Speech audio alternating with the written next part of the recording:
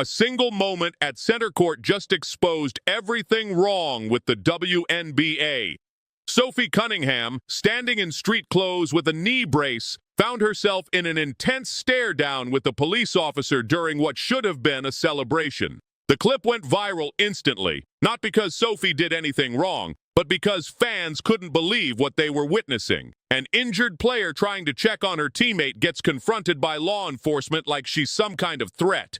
This wasn't just another awkward WNBA moment. This was a perfect snapshot of a league that consistently gets in its own way, turning positive stories into controversies and making their biggest personalities look like villains. Sophie's response to the whole mess? Pure gold. She didn't back down, didn't apologize, and turned the entire incident into a masterclass on handling pressure with style. The scene unfolded during Game 3 of the Indiana Fever's first-round playoff series against the Atlanta Dream. With just over 4 minutes left in the fourth quarter, Fever guard Odyssey Sims took a hard fall after a collision with Dream guard Alicia Gray. The impact looked brutal, sending Sims crashing to the floor where she stayed down, clutching her arm in obvious pain. Officials immediately called for a review to determine if Gray's contact warranted a flagrant foul. During this extended timeout, something completely natural happened. Sophie Cunningham, despite being sidelined with her own knee injury, walked toward center court to check on her fallen teammate. Caitlin Clark and Chloe Bibby followed right behind her, all three showing the kind of teammate loyalty that fans love to see. That's when things got weird. An Atlanta police officer approached the group and motioned for them to back up. Not team officials, not referees, not coaching staff. A police officer felt the need to intervene in what was clearly just injured players showing concern for their teammate. Sophie, standing there in street clothes with a visible leg brace, apparently looked like enough of a threat to warrant law enforcement attention. The exchange that followed became the moment everyone's still talking about. The officer gestured for Sophie to move back. Sophie didn't budge.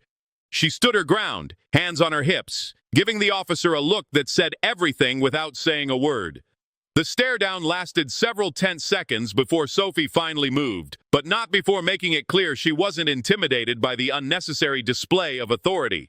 What happened next showed exactly why Sophie Cunningham has become such a beloved figure among basketball fans. Instead of complaining about the incident or issuing some corporate statement about respecting authority, she owned the moment completely. Hours after the game, Sophie reshared a photo of her confrontation with the police officer on social media with a caption that instantly became legendary. "This is some aura." That response captured everything people love about Sophie. No victim mentality, no drama, just pure confidence in who she is and what she represents.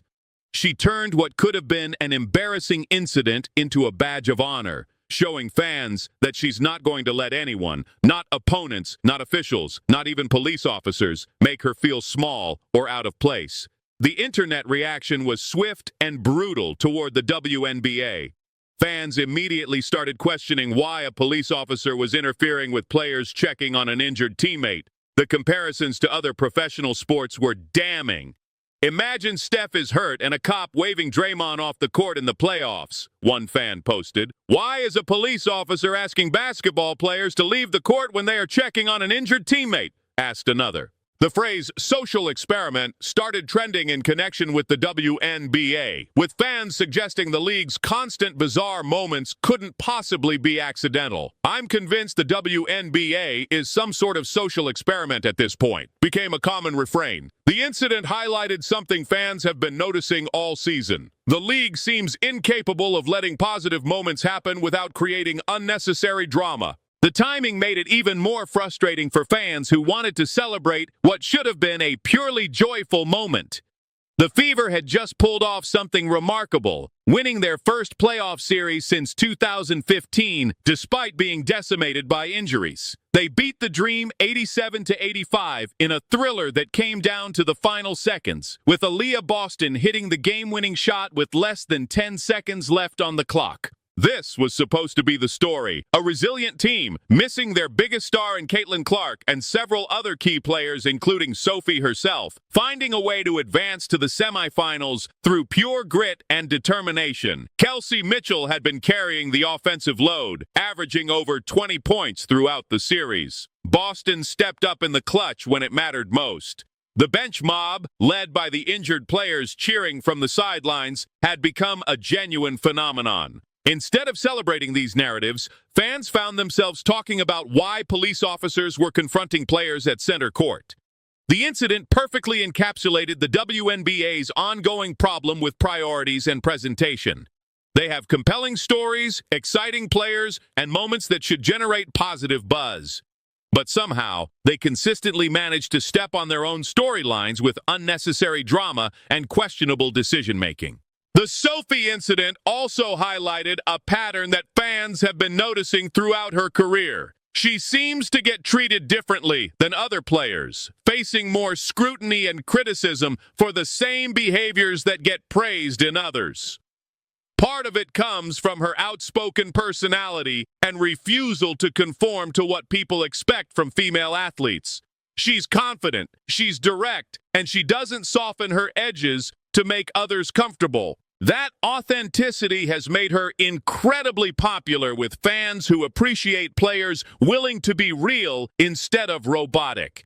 Sophie's social media following has exploded, particularly on TikTok, where her unfiltered takes and behind-the-scenes content regularly go viral. She's become one of the most recognizable faces in women's basketball, not just for her play, but for her personality and willingness to speak her mind. But that same authenticity seems to make some people in positions of authority uncomfortable. Whether it's officials calling technical fouls, opposing fans targeting her with extra hostility, or apparently police officers feeling the need to assert control over her movements, Sophie consistently finds herself dealing with situations that other players might not face. The contrast with how the league handles other controversial moments is striking. When players the WNBA wants to promote get involved in heated exchanges, it's framed as passion and competitive fire. When Sophie does the same thing, she becomes the problem that needs to be managed. Fans see this double standard clearly, and it's part of why the police officer incident resonated so strongly. The broader context makes the whole situation even more absurd. This happened during the WNBA playoffs, when the league should be showcasing its best product and most compelling storylines. The Fever's playoff run had been one of the most interesting developments of the entire season, with the injured stars supporting from the sidelines becoming almost as big a story as the players on the court.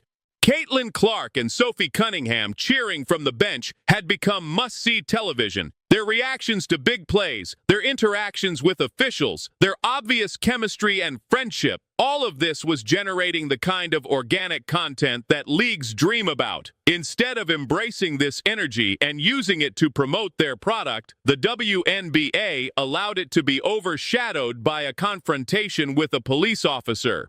The incident also raised questions about game management and security protocols. In what other professional sport do police officers get involved in routine player movements during games? Team personnel, referees, and league officials are supposed to handle these situations. The fact that law enforcement felt the need to step in suggests either a breakdown in normal protocols or an overreach that shouldn't have happened. Sophie's handling of the aftermath showed exactly why she's become such a compelling figure in women's sports. She didn't let the incident define her or diminish her enjoyment of her team's success. She didn't issue apologies or explanations that weren't needed. She simply owned the moment and moved forward, turning potential negative attention into positive engagement with her fan base.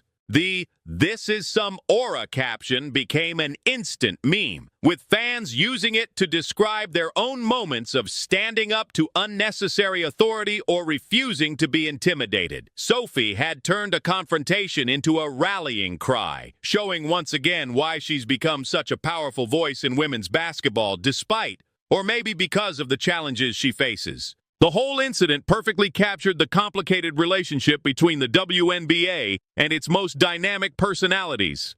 The league desperately needs stars who can generate buzz and attract attention, but seems uncomfortable when those stars refuse to stay within carefully defined boundaries. Sophie Cunningham represents everything the WNBA should want: authenticity, personality, competitive fire, and massive social media engagement. Yet she consistently finds herself dealing with situations that suggest the league isn't quite sure how to handle her success. What makes this particularly frustrating for fans is that incidents like these detract from genuine basketball achievements. The Fever's playoff victory was legitimately impressive, earned through resilience and clutch performances when it mattered most. Aaliyah Boston's game winner should have been the lasting image from that night, not Sophie staring down a police officer at center court. Instead, fans walked away talking about WNBA dysfunction and questioning why the league can't seem to get out of its own way.